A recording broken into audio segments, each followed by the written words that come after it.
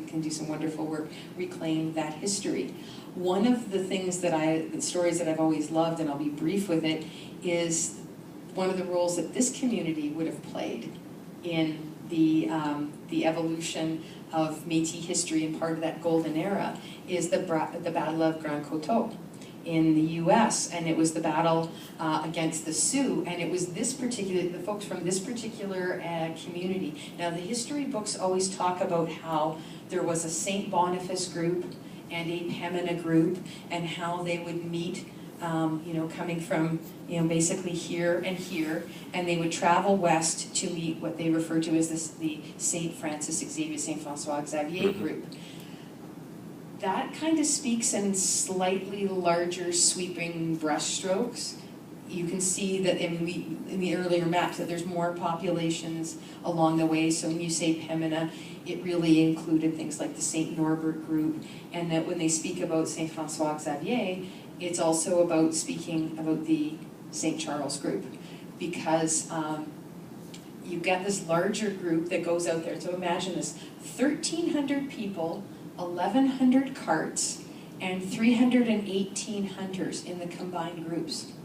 So it's not just hunters going out. When you stop and think about it, it's 318 hunters dragging along 1,000 other people.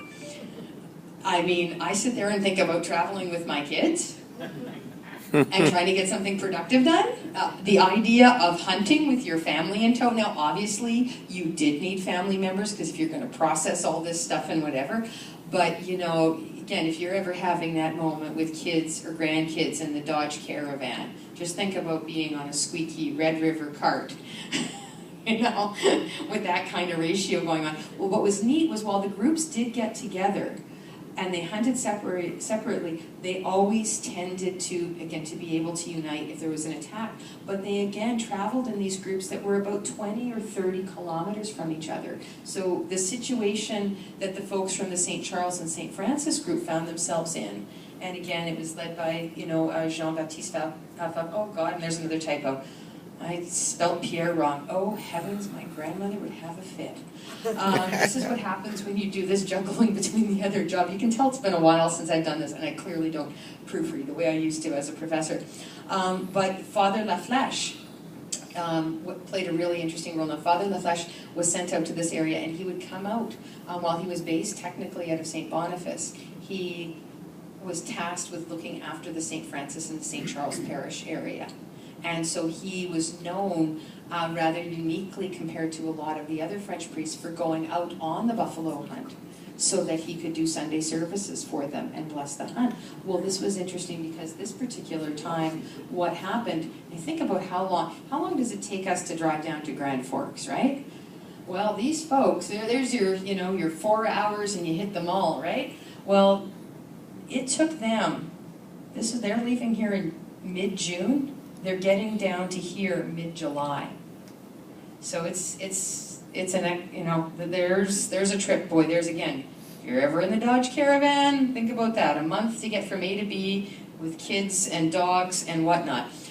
So what ended up happening was that particular group, again, being on its own, was 200 carts and 67 hunters. Plus, again, the women and children. And if you think about the ratio that was there, again, 67 hunters is not a big part of that group.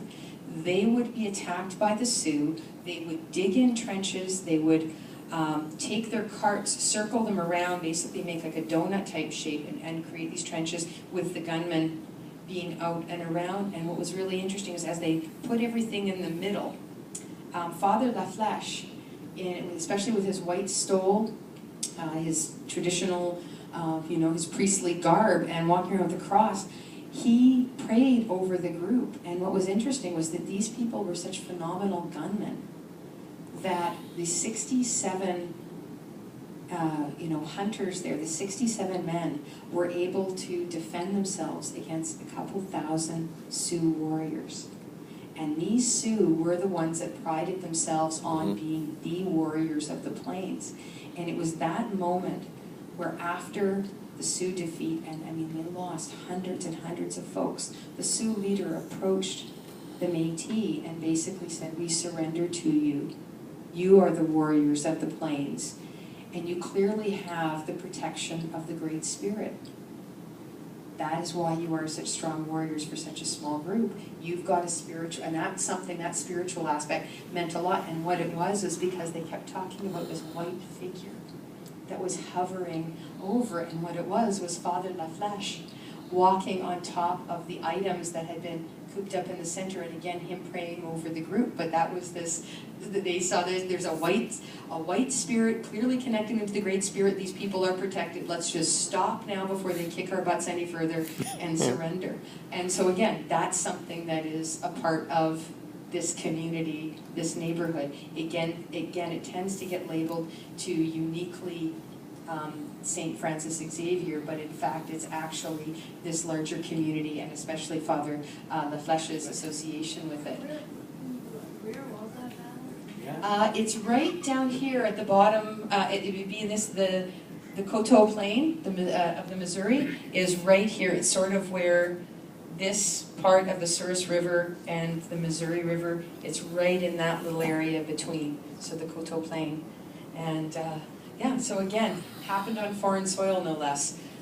And again, there's another picture of the provisional government, or the Legislative Assembly of Assiniboia. If you want, I can go into some stuff. I've talked a little bit more, I have talked about the women. I was really going to use this as a lead-in to show you some of the beadwork. I mean, I have already talked about women's roles being very different. I don't know if you want me to proceed any further. I don't want to bore anybody. That's good. Don't want to keep us here all night. But I guess that the most important thing to say was that because this was a culture that, again, grew out of the fur trade, and because men who married into it came from a place where they had no family ties, that's part of the... First of all, the indigenous cultures were much more matrilineal, where, you know, who's your mother mattered more, or who both parents were mattered more than just, you know, who's your daddy, which is the way the Western system tends to work. And so as a result, when men didn't have those family ties, the strength of family was through the wife, the mother. And so again, men would marry into this community. They would obviously be accepted, but what it meant was, again, women had more say in things. And so what was really interesting, and Sylvia Van Kirk was one of the first academics to write about it, was the idea that so often when we think of the Victorian era, and the Victorian era in Canada, we think about a system where men ran things. And what a lot of folks had a hard time understanding as ethno-historians, ethnographers, and it took a while, and she was one of them, was turning that on its head, that you couldn't look at these cultures through that filter. You had to realize that it was much more about how the women organized things. So yes, in the European system of taking names, yes, a wife might take her husband's name, but he was still marrying into her larger family network. And it was going to be his wife and his mother-in-law that called the shots. You know, he might technically be wearing the pants, but hey, they let him have that, you know. And so as a result, they had a lot more influence and were much more powerful than their peers, their Anglophone, you know, again, those English peers that would be coming in and settling into the area. They had much more power within their community. And again, it was one of those things that was held against them because they were seen as, well, they were petticoat politicians. They were upstarts and anything. And again, it showed that, you know, Métis men didn't know how to keep their women in their place, kind of thing. And so again, these would all be things that would, again, get used against them culturally. And so, again, how we understood it was definitely within a Victorian construct. Again, the beadwork is really interesting because it does come from older things like quill work. Again, it's an interesting blending of Aboriginal and European materials. I've had some folks at one point say, well, you know, you can't really have Indigenous Aboriginal beadwork because, you know, that's a trade good. And so therefore, you know, it's only Aboriginal art if it's being done with deer hooves and quills. Well, then according to that, Norval Morrisseau wasn't an artist either. And you know, he's one of our great Canadian Aboriginal artists, but because he used oil paint, it doesn't count. It's about adapting and adopting, and it's about it being consistent with the values. So incorporating new media, I mean, good gosh, if you use that kind of logic, then, you know, at what point, you know, why is it that Europeans would be allowed to adapt? Is photography an indigenous European art form, or are they only, you know, allowed to carve stone temples and things like that, and do some, you know, again, it's kind of a weird logic that would get superimposed.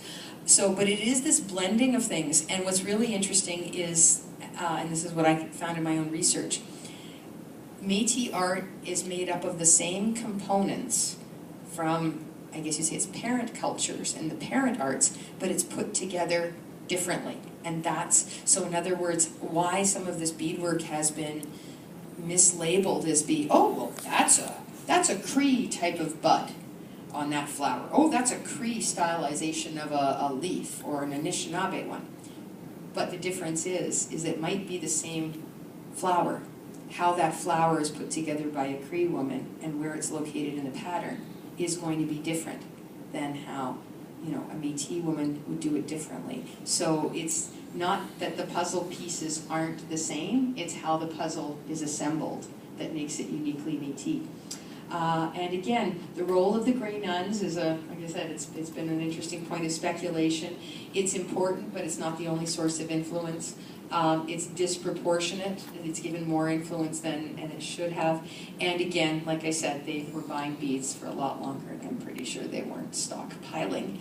And they would go on to study, to influence other Aboriginal beadwork styles, which is actually how my own research started.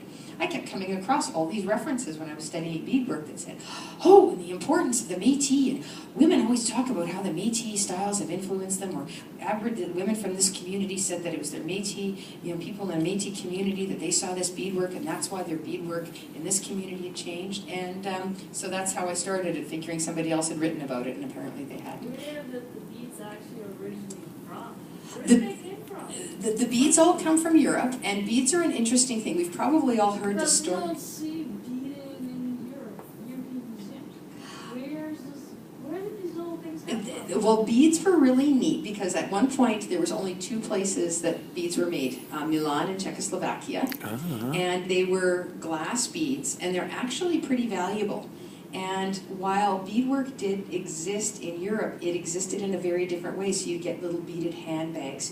You would get beading in, you know, on elaborate garments where it would be a case of, again, smaller detail. Think about the way we, even now, if you see somebody that's on the catwalk or somebody that's on the red carpet and they might have a beaded dress, it's done very differently. So it's done as a decorative element.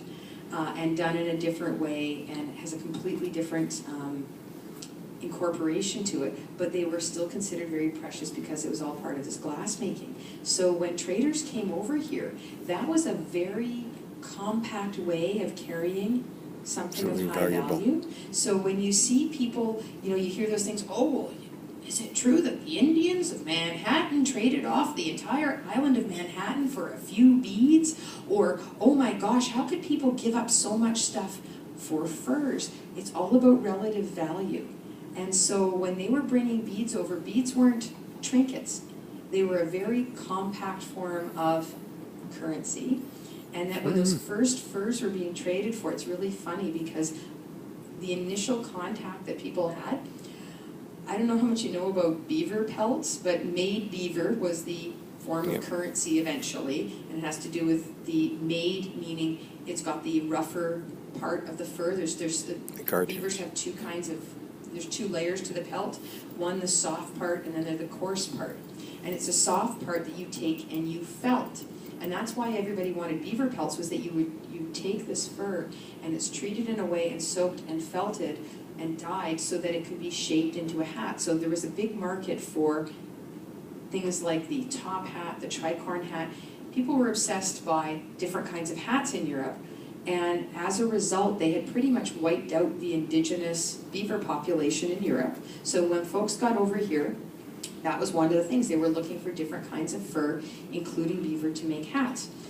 What we don't usually hear about in the history books is that in those first forms of contact and those first trades for beads and other things that we would now say are trinkets.